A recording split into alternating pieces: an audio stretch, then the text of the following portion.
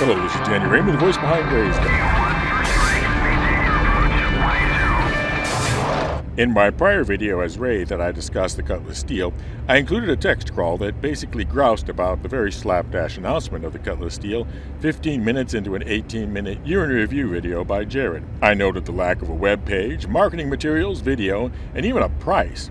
Well, this week we got the web page, marketing materials, video, and such, but it turns out that Jared had in fact already told us about the price. The Drake Cutlass Steel. It's a lot. Now, I thought that I could add to the huge chorus of folks complaining about how expensive the ship is, but since there would be little use to that point, I thought I would look at a higher level and discuss how CIG creates ship prices and why it failed in the case of the Cutlass Steel. But before delving into that, this will be my last video before Christmas, so to everyone celebrating Christmas, I hope you have a merry one. And those of you not celebrating Christmas, well, be merry anyway. What's the harm in that? Now, back to the subject. Quite a while ago, CIG informed everyone that their ship pricing was not simply arbitrary, but based on a spreadsheet that included the number of features, hull size, speed, components, beds, guns, etc., and wrapped them all up and come up with a price. That both settles internal arguments and, more importantly, creates an eventual basis for having the ship prices become variable in-game as shortages might develop in various components due to economic events. All part of the living, breathing universe goal.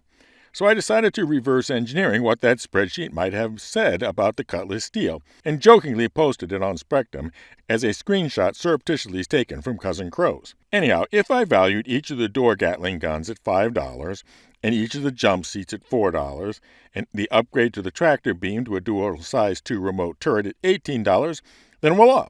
The $135 price increase from the Cutlass Black and neatly explained with a Christmas bow on it. Then the $135 price boost was completely justified.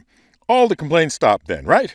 No, of course not. So why did CIG's pricing spreadsheet approach fail to create what anybody regards as an attractive price for the Cutlass Steel? Well, it boils down to two economic principles. The first is the law of diminishing marginal utility, which you may have more often just called diminishing returns. The law of diminishing marginal utility says that, all things being equal, each additional unit of something you consume gets less benefit than the one before. Eating one cupcake is delicious, but the second one less so, and the third one likely to make you just feel sick of the whole cupcake thing, if not literally sick. The law of diminishing marginal utility is sort of a way of saying that, yes, you can definitely have too much of a good thing. So in the spreadsheet, each of those 18 jump seats cost $4. But somewhere, I'm guessing at about 6 to 8, their perceived utility in the PTU has dropped to 0, if not actually negative. Most folks, including Ray, have commented that putting 18 troops in a single bucket with one shield and light armor is an invitation to disaster. So those last 10 seats, based on a sample spreadsheet, add $40 to the price, but $0 to the value.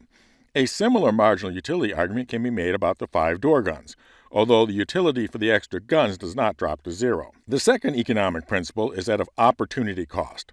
This is the lost value of what you had to give up in order to make the decision that you made.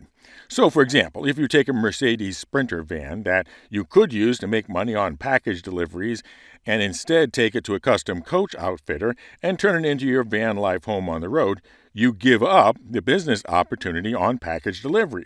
But you don't get a rebate from the custom coach firm for the lost opportunity because it wasn't an opportunity you were desiring. Similarly, when you add med bays to a Cutlass to make a Cutlass Red, you give up a lot of cargo and vehicle storage space, but that wasn't really utility you cared for in your ambulance. However, for a dropship, the ability to deploy a combat vehicle and bring supplies is not an irrelevant capability. It's a desirable one, but there is nothing in the spreadsheet for refunding the lost ability to carry vehicles and cargo, but they are high on the potential Cutlass Steel's buyer's mindset.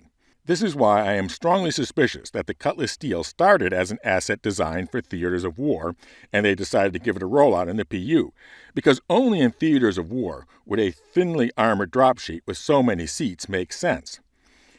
In real-world design projects, there is a process called value engineering. Value engineering, as you might suspect, is the process of taking each feature and then asking, are we getting our money's worth out of it? You can think of value engineering as the antithesis of feature creep. So let's imagine a value-engineered version of the Cutlass Steel.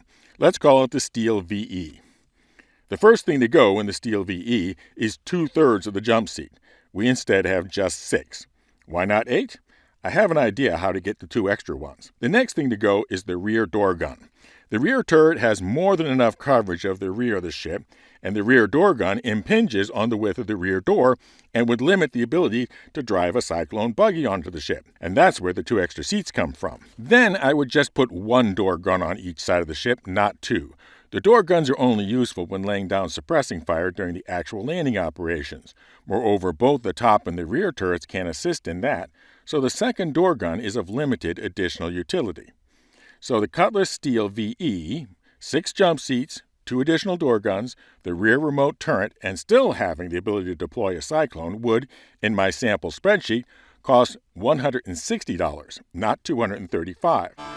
And for those of you saying, yeah, but the greedy folks want more money than that, I disagree, because the $160 Steel VE would sell far more than the $235 version and thus provide more revenue. And if marketing wanted something with a more than $200 price tag to offer, then just sell a version with the Cyclone TR bundled.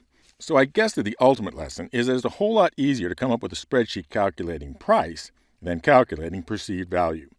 So with that, it's time for an update on our Grow the Channel Ship giveaway. As of recording, we are at 43% of the subscriber goal and 25% of the membership goal to release to some lucky subscriber their choice of the Anvil Liberator, the ship-shipping ship for shipping your ships, or the Misk Odyssey long-duration exploration carrier. And if the winner is a member, as of the date of the selected video, they will win both the Liberator and the Odyssey. 1 entry per video. Members are entered automatically. Otherwise, just be a subscriber and comment with the secret word. And the secret word for this video is the law of economics that applies to having 18 jump seats. Fly safe, keep it real, and I'll see you in the verse. This is Daniel Raymond for Raise Guys.